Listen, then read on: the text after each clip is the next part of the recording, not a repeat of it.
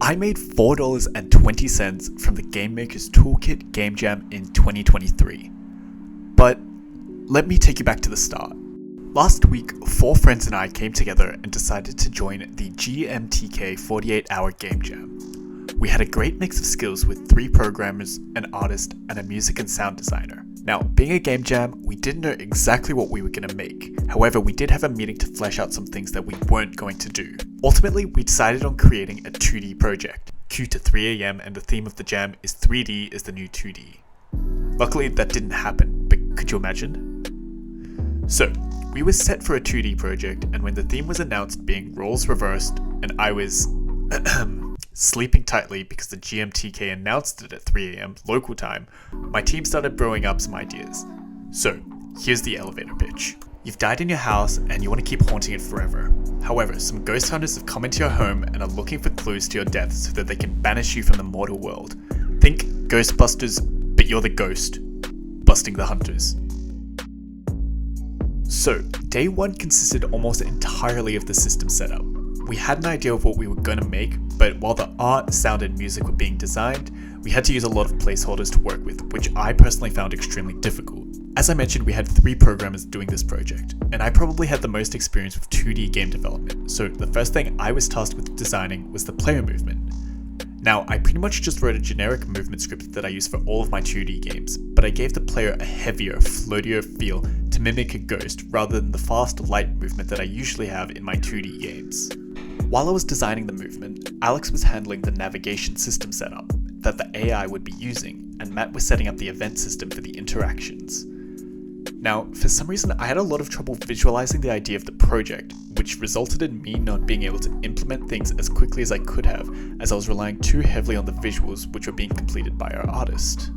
The idea with the game was that while the hunters were in the house investigating different objects to try and find the cause of your death, you would have to interact with objects throughout the house that would increase their scare meter. Once it reaches a certain threshold, they would then run out of the house scared, which you'll see towards the end of this video being implemented.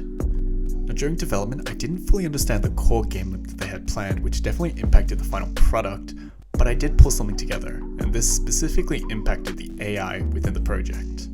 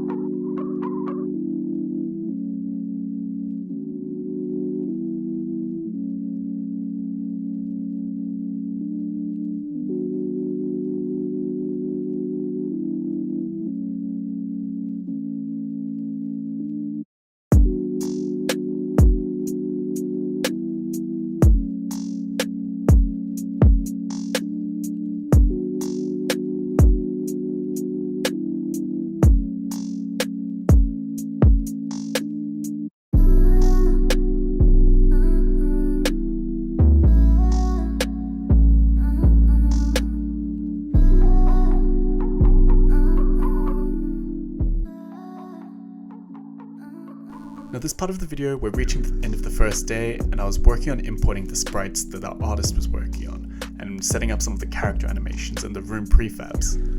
Alex had spent some time working on some really cool lighting effects and shaders, so I was testing the visuals of the lights in the different rooms, and setting up the character interaction with the light switches to turn them on and off.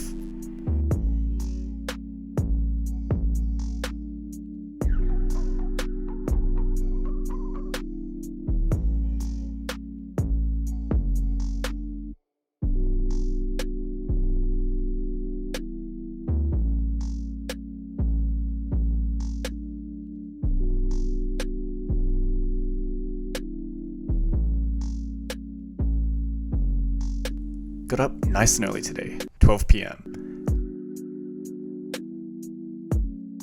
Got a coffee ready for the long day ahead, and I picked up where I left off from day 1, with setting up more of the prefabs as our artist had worked on some new rooms and I was getting the lighting set up for those rooms.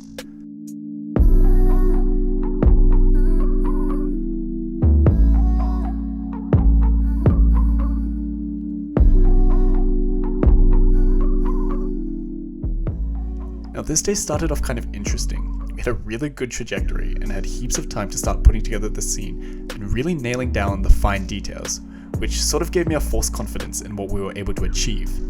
So, thinking way too far ahead of the game's progression, I started working on a room generator that would never see the light of day. But for the sake of this video, I decided to keep it in because there's definitely a few lessons to be learned from it.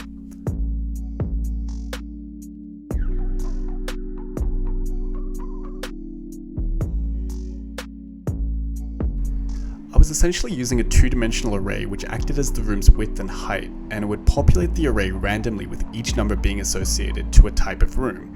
When the rooms got generated, it would take the previous room's dimensions and add it as the offset so that it would seamlessly connect no matter what type of room. There was also a modular operator that checked if there was a new floor being generated, and if there was, then it would reset back to the original X position and then continue from there. So I spent around 2 to 3 hours working on this, which in a game jam, when you don't actually have the proper game set up just yet, is an extremely silly thing to do. But that being said, I was pretty proud of how this simple setup worked, and at some point I would love to rework within this project just so that we could get the procedural rooms working. Anyway, while I was doing that, more art was being added and more systems were being implemented, and we were getting ready to put together the actual game scene. So, at this stage of development meant that I finally had to start working on the AI, using Alex's custom navigation system that he had worked on. Now, another learning experience here, I used the tweening package for all of the AI movement and used a custom state machine to handle the behaviors of the AI. This was my first time using tweens for all of the movements, meaning that none of the AIs actually had any update methods attached to them, but were rather executing commands based on tweening sequences that could be overridden by the player. This was again a bad gamer move on my part, as it was extremely difficult to keep track of what was causing behaviors to change by the AI, which ultimately impacted the AI in the final product. But that being said, they still do have their own little charm, and I really love that about them. So I won't keep you waiting anymore. Where does the $4.20 part come in? Well, we uploaded the project, set a price that you could pay as $4.20, which was otherwise a completely free game, and crazily enough, someone bought it, and thank you so much.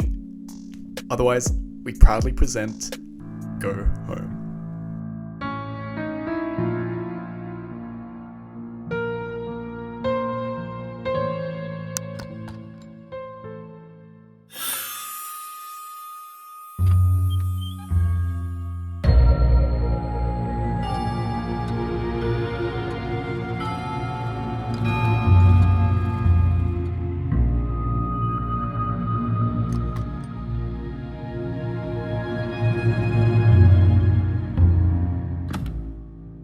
Now, if you're a part of the game jam, you will know that it did get extended by 1 hour from the original end time, luckily, which meant that we had time to fix up some loose ends and we were able to extend some of the logic from the player and the AI.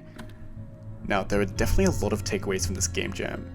It has almost been 2 years since I participated in my one and only other game jam experience, and I forgot how difficult it can be working within such a time crunch. There were definitely a lot of scope things that I would take into consideration going forward, but even just the critical thinking overall that goes into the development. All that being said, we were all extremely happy with the end result, and I loved working with these guys every step of the way. They're an incredibly talented bunch. I would definitely be keen to try out more game jams in the future. If you participated in the game jam yourself, comment your project name down below or join my Discord channel and link it into the channel so I can have a go too. If you have time as well, check the link in the description to try out this project. Give it a rating and let me know what your thoughts are. Otherwise, I hope you guys enjoyed this video and I will see you very soon.